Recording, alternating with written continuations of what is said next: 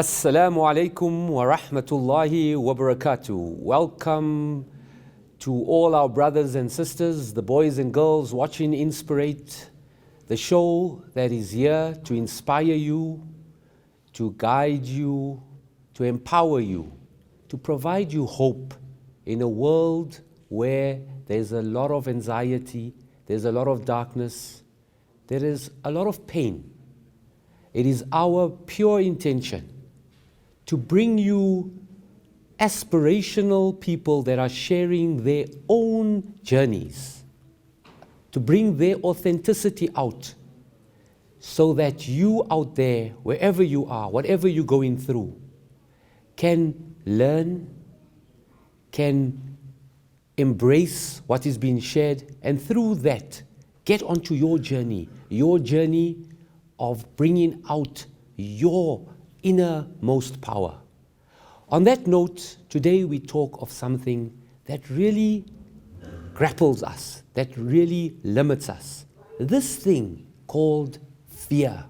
As small as a word it is something that is making us really get into a situation where we do not fulfill our highest potential. Idris, many of the viewers know you. You are on a number of platforms. You have written many books on various topics. And one may say, but how does Idris Kamisa do this? Does Idris Kamisa not live with fear? Can you please share with us, does fear ever get into your way? You know, Alhamdulillah, I cannot thank Allah enough for the beloved parents I had. May Allah grant them the highest status in Jannah. Ameen. And one or two good teachers, not all of them, one or two great teachers who were inspirational, who gave me hope, and great friends. And I want to talk about this aspect, especially about public speaking. Public speaking for many people is the number one fear. And I was afraid of public speaking. People cannot believe it. In fact, when I was... You were afraid of public speaking? Yes, you can't believe it. You can't believe it. Now you can't stop me talking. You know, it's strange, Abdul, it's true. In fact, when I was at school, I was the clown of the school. But I was a reluctant clown. My clownish behavior was really, you know, the tomfoolery, whatever you do, yes, was really a facade, you see. And whenever there was a magician or anyone at school, they asked for a volunteer, the kids and the teachers used to say, Kamisa, Kamisa. I used to go reluctantly there. No one knew. I was afraid. But what happened is this, that let's look at the aspect of friends. This is so important, that you have friends that are positive, who uplift you. My friends used to tell me, Idris, you know, when you are with us, you only joke, right? You only want to laugh. But when we are discussing serious things, you don't participate. But I said, what? I have nothing to offer. And I feared that if I said something, I would be really revealing my ignorance at one level. They said, we are your friends. You are with us. And I started, and they began to affirm me. Then at school, I will not forget this, there was one tipping point at school. And I share this wherever I go. I had a teacher, Ismail Katrada, may Allah bless him, he's my mentor. And he sees me, Idris, you're my tormentor. So anyway, when I was in grade 10, for example, I had a teacher of English who used to read my essay and they used to laugh at my mistakes. And it was all boys' class, they should laugh. He said, Kamisa, you're so stupid. I laugh. So I used to laugh. But no one knew. When I went home to bed, I used to cry. But I could not reveal that to my father. My father was very clear when he said to the teachers, the flesh is yours, the bones are mine. But there was one tipping point. This is important, one tipping point. The next year, when I was in school, we were doing a poem called God's Grandeur. And next to me was sitting a young girl there. So in my own way, you know, in my naivety, perhaps, I was appreciating God's grandeur around me. I showed no. You still do that, don't you? I don't. I'll tell your Shushu Babalina about that. Yeah. Right. Anyway, but what happened, I had no interest because the teacher killed my spirit. He said to me, I'm useless. And so Mr. Katrada, Ismail Katrada, noticed that I wasn't paying attention. And it's a very difficult poem by Hopkins. He's a metaphysical poet. I can speak about it now. He said to me, Idris, you're a naughty boy, you. I said, no, sir. He said, well, I'm not leaving the class until you give me your interpretation of the last 2 lines of the poem. And you know me. If you do not give me your interpretation, I will give you the cold shoulder. Do you want the cold shoulder from me? I said, no, please, no. So I gave an answer to get him off my back. No one laughed. And he told the class, that's the best interpretation he ever heard in his life. That was a wow moment. And that from that moment onwards, I began to believe in myself. To such an extent, I said to myself, I only fear Allah, no one else. I'm prepared to make a mistake. And that was really one of the tipping points in my life, our parents' encouragement. Therefore, alhamdulillah, with Allah's blessing today, I've conducted workshops in 30 countries. Yes. And because I conquered my fear, assisted by nurturing people around me, people that gave me self-belief, and then I realized I too can make a contribution. There's a number of lessons that we can learn from that story, right? I mean, I've just picked out a few. One is that to have that absolute belief in yourself. Abdul, is that very important? Critical. You know, fear, the topic is about belief. Is what belief you put in, you get out. What you focus on expands. So if you focus on negativity, if you focus on the future, and the future is what if this happens? When you put a what if before something is going to happen, you're putting doubt, you're putting a perception, and that uncertainty unravels your character. And suddenly you'll find yourself, because you put that doubt and that uncertainty, you have doubt in your ability. You're unsure of your capabilities and your profound potential. At that moment, when you have that doubt, suddenly you start panicking. Alarm bells go on, and suddenly you build up a sweat. And suddenly that moment, people know what it feels like, because I have experienced that. And suddenly you feel tense, you feel panic, and suddenly you just have an outburst. You do 4 things. You fight. You either fight back, you fright. You run, you fly, or you freeze. And a lot of us freeze. And it's that emotion that drains us. And that is what fear is about. So those 5 things that you talk about, Abdul, we'll go into more detail around this in the subsequent segments. But I want to talk about this issue of doubt. Just recently I was exposed to quite a leader in terms of doing leadership workshops, etc. And he said, if you have 1 iota of doubt, that's what you were saying, 1 iota of doubt, your project or whatever you want to do has already failed. Absolutely. Mohammed, I know you do a lot of work in amongst the students. You were quite active as a student politician, if I may call it that. Now just finished your legal practice or your legal studying. Tell me a little bit about how you perceive this topic of fear. As a precursor, when it comes to fear, there's a micro and macro levels of fear. So the micro levels are fear or challenges, if that's a better word to use, that you can actually control. For example, having a test the next day or going to university or so forth. And then you have a macro level of fear, such as a political instability or an economic meltdown. For the macro levels of fear and the micro levels of fear, the point of departure is to make dua firstly, on any challenges that you have. When it comes to the micro levels of fear, it's about having a strategy to the challenge. And by having doubt, that's obviously making the challenge happen. And after that, you need to find a strategy to actually go about conquering the challenge or that fear. And the way you do it is numerous ways, and you have to put knuckle down and find alternatives, or if not, face it head on. And there's different mechanisms, there's books, there's lots of research you could do in challenging your fear. Not everyone's made to be an extrovert.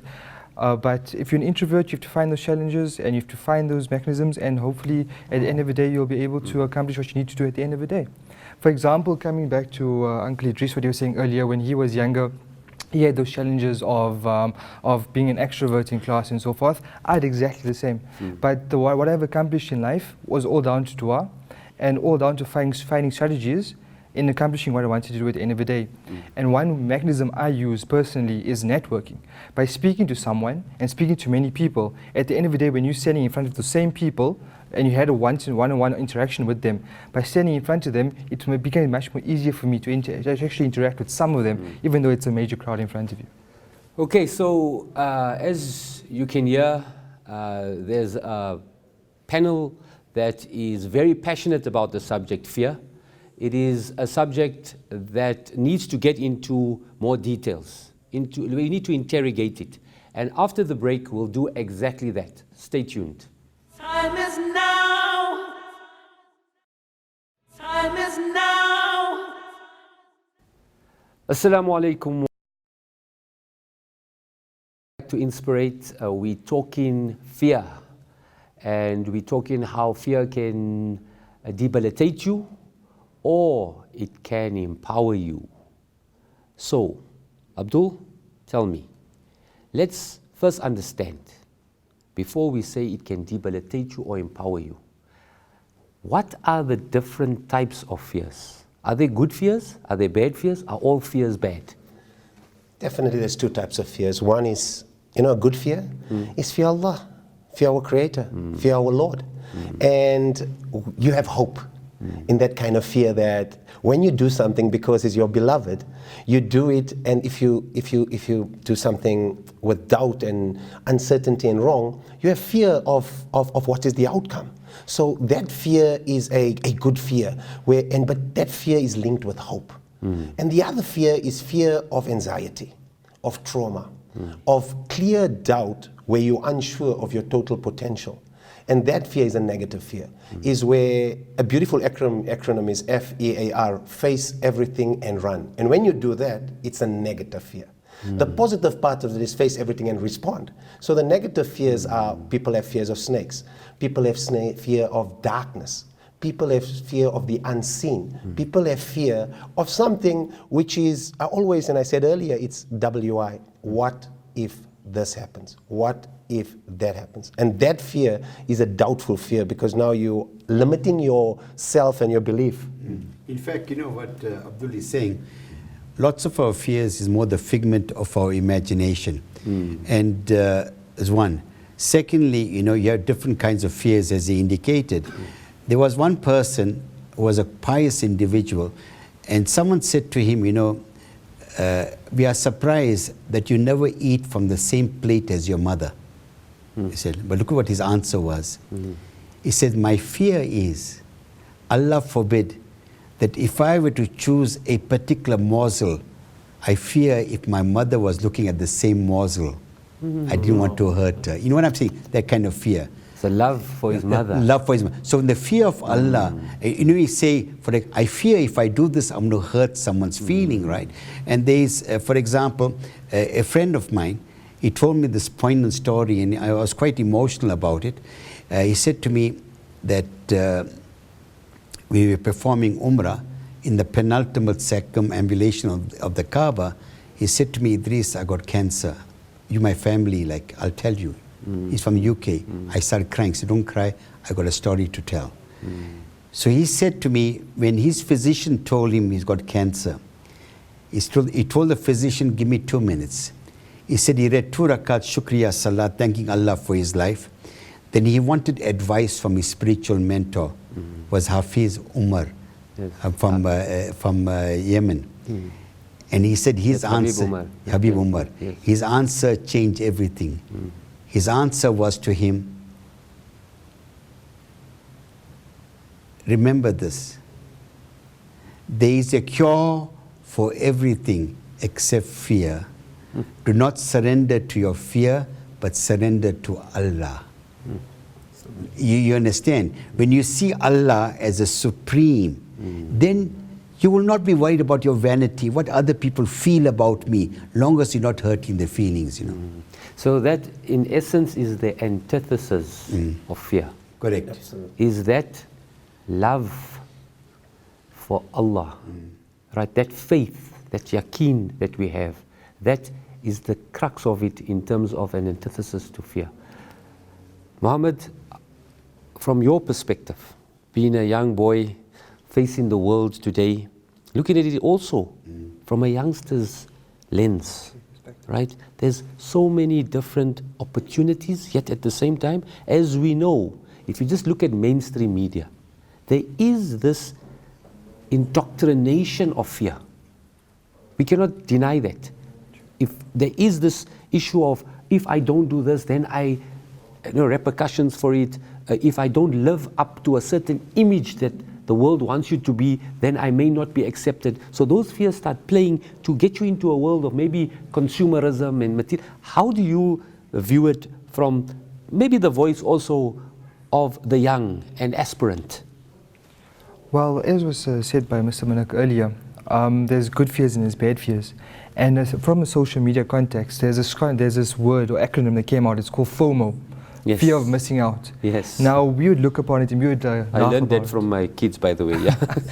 and that's an indoctrination from the community, from the economic or capitalistic market, which is making us go and spend our money and so forth on things just to fit in or to feel like you're fitting in. And that's, from a young perspective, I think the issue is from when we're young now, especially in this age with social media and so forth, we all aspire to be like someone else or to live this luxurious lifestyle and not seeing the consequences at the end of the day.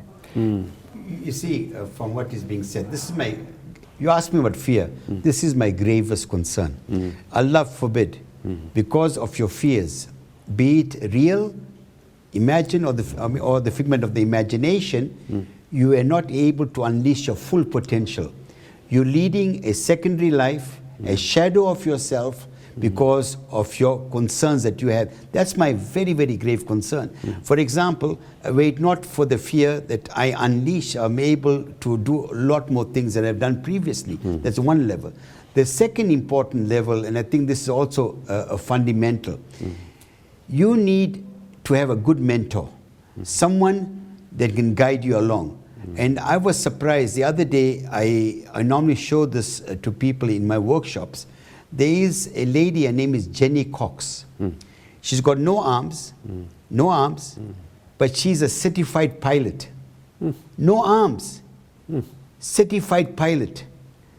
Firstly, she had a fear of flying. Forget, now she's flying, right? She signs, she gives talks, she does karate and everything else. Positive. You know how that happened? She could have said, look at me, I got no arms, right? So when I show that clip to people, I ask people, what is holding you back? Who is holding you back, right? And I think sometimes we stress ourselves out about other people's perception about ourselves. And as a result, our fears are compounded more by the imagination rather than being real. So this point of FOMO, Abdul, I think we just need to touch on that, this FOMO, because this has become a major issue. I mean, the truth of the matter is not even kids are suffering from FOMO. As adults, we suffer. I think ours was just called a different term, living up to the Joneses. I think that's what was called in our generation. Now they have acronyms for these things, right? They just make it more cooler. But the truth, it's the same thing, because you're not in touch with who you are and what was ordained for you and comfortable with that and living to your highest potential. You want to be living to somebody else's norms and standards.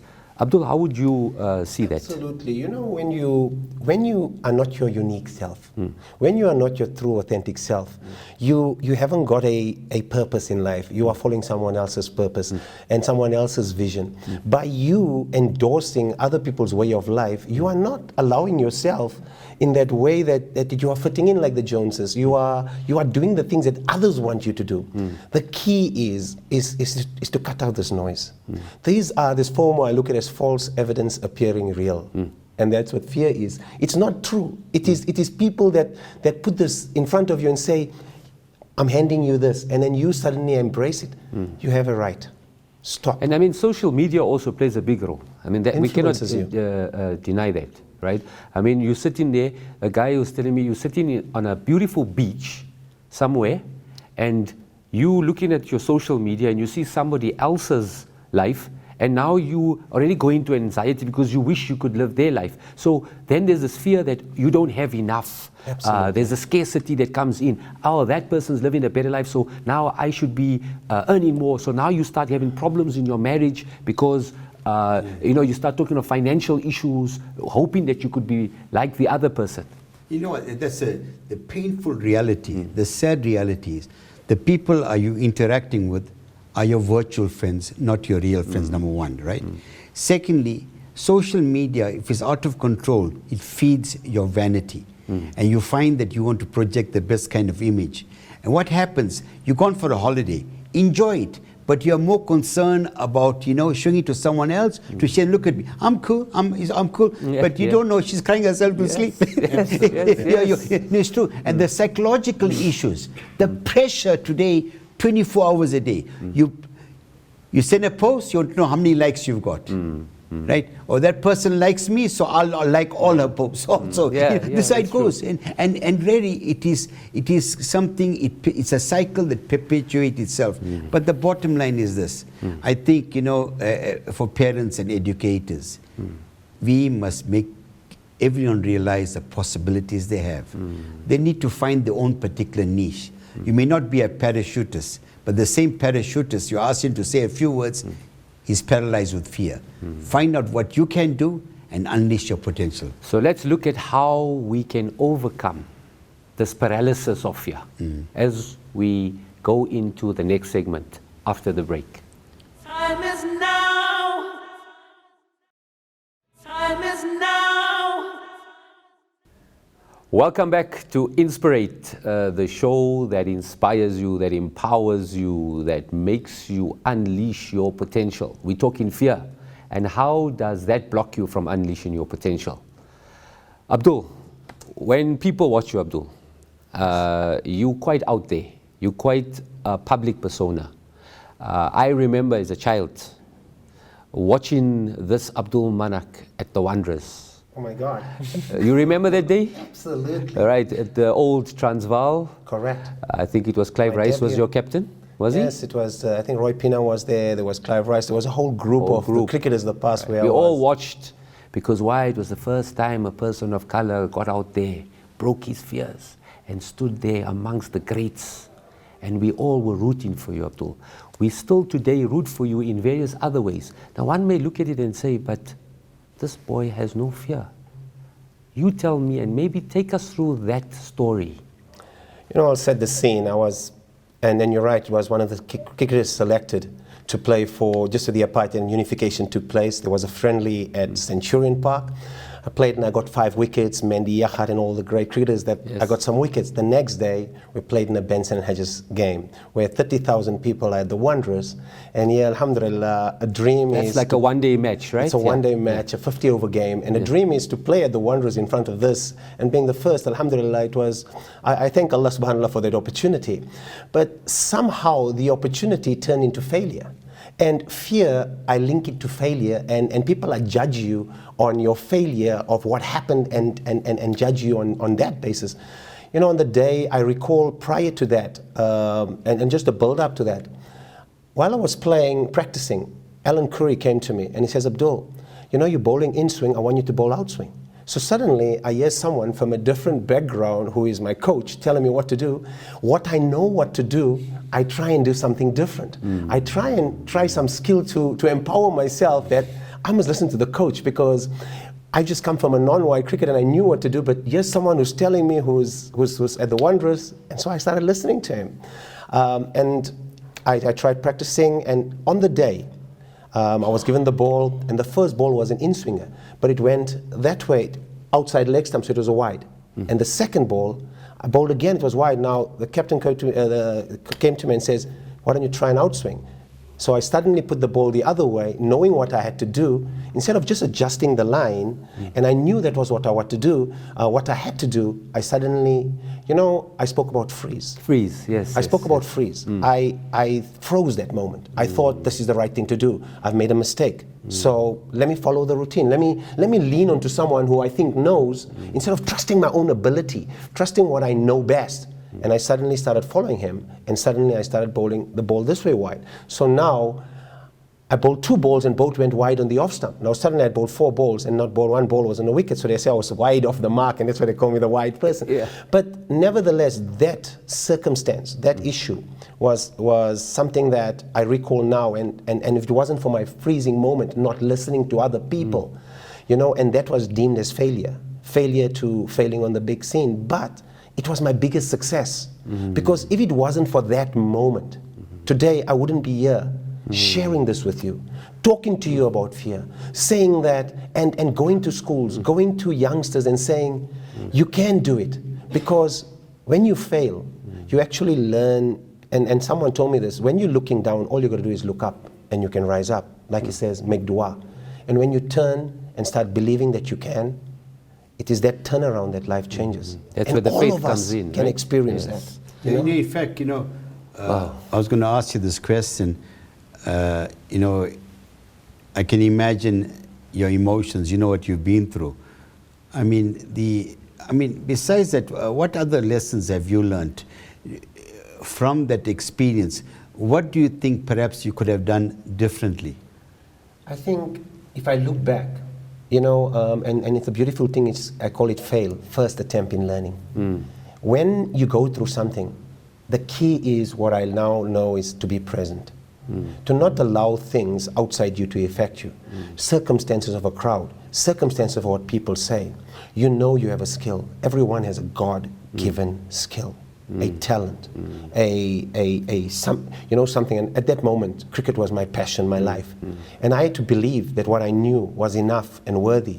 And if I did, maybe it would have been a different story, but I'm so glad it happened, because it made me speaking to people about what it was. So it really is the lesson, and the biggest lesson is, it's okay for things to happen, but respond. Don't react. Respond. But I think what's very important, is, and this is something, Mohammed, you know, you can look at it from that perspective as well, is that, number one, after that experience, many people freeze after fear, and they remain in that frozen position and never come out of it. There's many people living that life, and then what they call flat line. Because now they've never lived their life in the way they should be living. Whereas what you did is you took that experience and turned it into success by failing your way into success. The other key point that I want to bring up as well is, and it is, you can also come in here as well around mentors. I mean, coaches. There's this whole big thing on coaches, right? So sometimes you got to listen. There's a balance between listening to your coach and also listening to your own instinct, to believing in your own instinct. In fact, there are 2 points. Yeah. You know, there is a book written, Failing Forward. Yes. People say you learn more from failure than from successes. Yes. It's not about how many times you fall. It's how many times you get up. Yes. And that is a critical aspect. And I think in the end, all of us need to ask ourselves, when we are in the twilight years of our life, what would be our regrets? What would be our regrets? So, yes. you know, funny enough, just 2 days ago, and I saw this, a 2-year-old child swimming with flair in a swimming pool. With flair. Nothing on. You know, swimming with flair, turning around and doing all those things. And then I realized it is true that fear is learnt behavior. You are not born with it. It's a learned behavior. So we got to make sure as nurturers that we are positive in. Mohammed? Uncle Idris's point, it's all about self-belief and, as you say, nurturing the person. So you could have copious amount of talent. You could be the best sports person out there. But if you have the wrong background staff that's not nurturing you and showing you the correct way, like what Mr. Malik was saying with his coach telling him to bowl the outswing instead of an inswinger, then you're doomed for failure. And then the fear becomes copious and it becomes a knock-on effect. And at the end of the day, you're not going to achieve what you're supposed to or ought to achieve at the end of the day. I love what you say, Yusuf. You know, mentorship. Mentorship and what it really speaks about is critical. It's choosing people and making the right choice. But I think the key to mentorship is also knowing that you also have a voice. And when you find that voice within you, you face everything and you will respond. And that is what fear is. Face everything and respond. Face everything and take yourself to the next step. And you can fly after that moment. I like all these F's. We're using a lot of F's. There's fear. The antithesis of it is faith.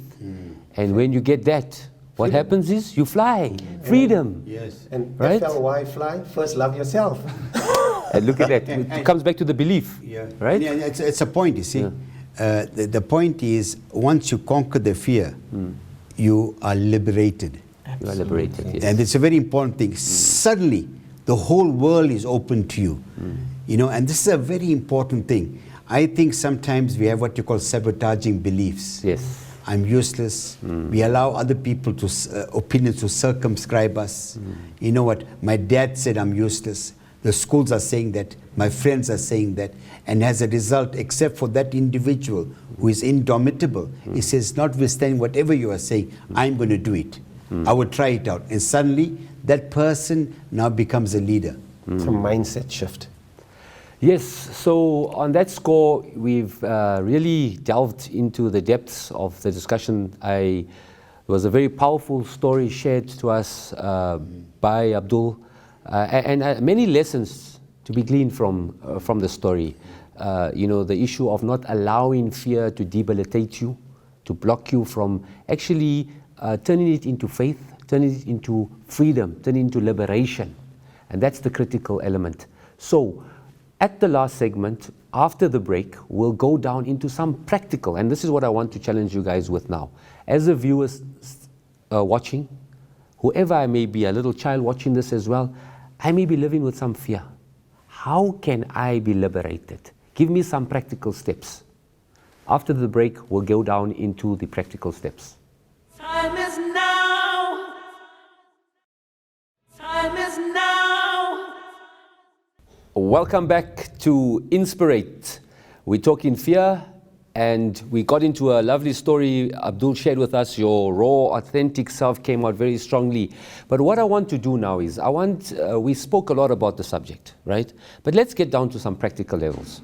I may be sitting out there, whatever my fear may be. You know, you spoke a few of the good fears, bad fears, but something that's blocking me, something that's sabotaging me. I mean, we said, behind your fear lies your greatest success. Now, what if that success is ordained for me by my Creator? Then why am I not achieving that? Is it this fear that's blocking me? And how can I overcome it? Practically, how can I overcome it? Idris? Yeah, you know, there are a few things. I think firstly, you must do self-reflection, and you've got to confront yourself, right? I mean, we are told for a believer, no 2 days are the same. The idea of we need to pursue excellence.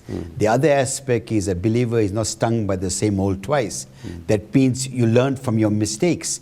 And the whole point is this, we got to align all of these fears to what your purpose in life is. Your purpose in life is to believe in Allah, to follow the example of Nabi sallallahu alaihi wasallam. The Quran is very clear, save yourself and your family from the fire of hell. And ask yourself, in all my activities, am I allowing myself to do all of these things? And when you realize, for example, it was Hazrat Osman Affan who said that he himself was shy, but he realized that he needs to speak in public. And when he started the first time, he didn't give a lengthy speech. He said, with practice and praying to Allah, I'm sure, you know, I'll give better speeches, because he saw it was a need. Now the thing here is this, you've got to ask yourself, if I'm going to embrace the fear and I'm going to be paralyzed by this fear, am I not shooting myself in the foot? So I think it's important to confront these fears. As he said, go to a mentor, go to someone who is an inspirational, and he will tell you, I also have the same fear. This is what I have done. That's one level. The second level is this, as parents, remember, you need, whatever you say to your kid, that if his talk is negative, it leads to a negative self-talk. So it's very, very important to say, son, you're going to be a leader one day, son. And I'm here to support you. I'm so proud of you, my son and my daughter. We need to do those things because that leaves an indelible impression. And last but not least, it's very, very important to look at yourself as a parent, to ask yourself, what are your own fears? You find when parents are, in a sense, do things, they're courageous, they're into surfing and doing other stuff, speaking in public. My dad, he used to speak in public and everything else. And you say, I'm proud of my dad. I want to be like him. You know what I mean? And my father used to tell me, son, don't be a spectator in your life. So the point is this, that it's about that. You got to be the model for those children. So our children become articulate Muslims who pronounce Islam, defend the faith of Islam. Today our kids are passive receptacles of knowledge. So there are the few things that need to be done. And the other point I want to say, get someone who is a mentor, a young person maybe for your son, a sister for their daughter in a way, to help them so that they are able to unleash their potential. I know, Abdul, you're doing some great work on breaking down fears amongst the youngsters, and maybe that's an opportune time. How do you go about it? I mean, when you run your leadership programs amongst the youth, and I know you're doing a lot of work around that, practically, how do you break fears amongst the youth? I love the question, and what it restates on reflection. It's ideally first reflection, and I love acronyms, and you talk of acronyms. I use acronyms to teach young kids. We teach them the first thing is using negative letters to turn it into positive letters. So the negative letters will be A is an assumption of something that's going to happen. What if this happens? When that assumption happens, B happens, you suddenly blame someone. Blame a situation, blame a person, blame yourself. C happens, you only see the C, a challenge in that situation. D happens, you suddenly feel depressed. You die inside of you and you cannot do E, because E is your ego. Your emotion takes over and F takes charge of you, and that is the fear. To turn this around. Sorry, we're going right down to Z. Yes, but F, anyway. F, and you turn around, we go He to... must have his own program. And when you turn that around, you go to change it around, you do the re. So the replay. You don't replay that, you restart. You take responsibility. And when you do, you need positive A. Positive A is what it is say, is be aware. Aware of your circumstances, your situation. When you're aware, you then take action. A journey of 1,000 miles starts with one step. Don't let fear hold you back. Be curious. Do A. And you know what will happen? For A, you need B. B is to be brave. Brave within yourself. Then if you have B, all of us have C. Allah subhanahu wa ta'ala has given us this beautiful gift of C, a choice. A choice to choose. To choose right, wrong, haq, batil.